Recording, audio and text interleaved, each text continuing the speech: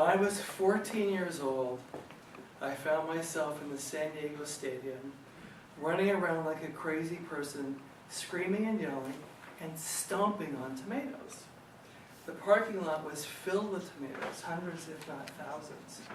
So myself and 300 other crazy people were running around like weirdos, screaming and yelling, and not just a polite step, but stomping on all these tomatoes. It was like our job was to kill the tomatoes. True story, actually. Madam Toastmaster, fellow Toastmasters, and welcome guests. Tonight I'm going to tell you a little bit about where I'm from, my education and interest, my career, and what brought me to Toastmasters. So you might be wondering what in the world I was doing running around the San Diego Stadium acting like a complete fool and stomping on tomatoes. Well, to answer that question, I'd like to talk to you about a place in San Diego called Balboa Park. And have any of you heard of Balboa Park? Mm-hmm. Have any of you been there? Yeah. Yay!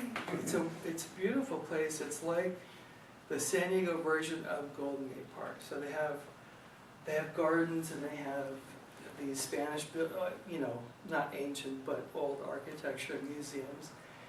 And they have a place called San Diego Junior Theater. It's a theater organization run by professionals for people up to age 18. Well, that's where I took my very first acting class, about age 13 or 14. So one Saturday afternoon, our teacher came into class and said, "I got a part in a movie." And we thought, wow, maybe like The Godfather 2 or whatever. And she said the name of the movie is called The Attack of the Killer Tomatoes. So she said, "We need extras. So go to the San Diego Stadium next Saturday and wear something weird." And so I did, and we did, and I'm on screen for about 1.5 seconds. I'm very upset with the Academy of Motion Pictures and Sciences that I didn't win an Oscar. But I did get an Attack of the Killer Tomatoes t-shirt, which disintegrated like 35 years ago. I probably wore it too much. So I was born and raised in San Diego, and I did a lot of acting through junior high and high school. I haven't really acted in a long time, so this is way, way back. And mostly through this organization, San Diego Junior Theater.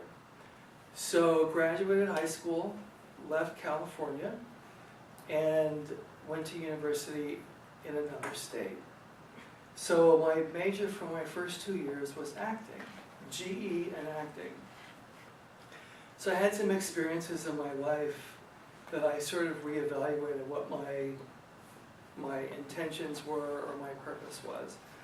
So I wound up living in South America in Brazil for quite a long time.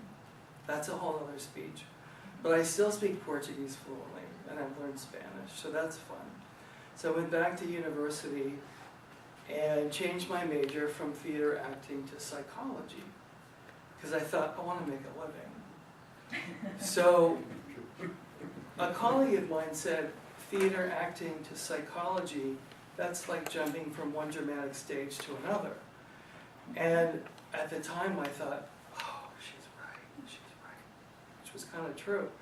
So I graduated with my bachelor's in psychology, and I went to another university and got my master's in social work in 1992. I moved back to California and started doing still some acting, but it was tough to do that balancing a full-time job. It's like working 2 jobs and you just get paid for one, so I kind of gave that up. But I've channeled my creative interest into creative writing. So I've worked in the field of social work for probably 20 plus years. And if you don't take anything away from the speech, just know when I started my career in social work, I actually had blonde hair, just like his.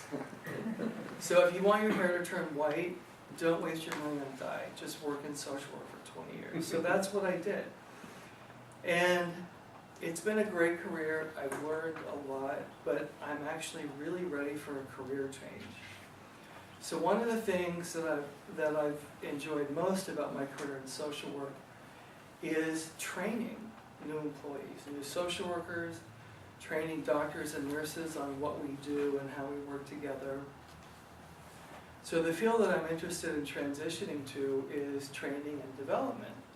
So that's one of the reasons I came to Toastmasters was to get more experience being up in front of people, talking in front of people, and leadership skills. So that is why I'm here. I checked out a few different Toastmasters groups, and I really like this one. I like the diversity in this group, and I feel really comfortable in this group, so that's why I chose this group.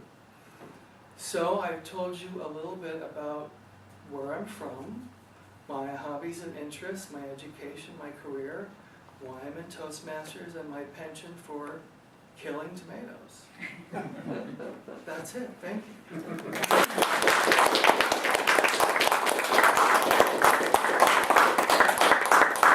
Thank you, Reed.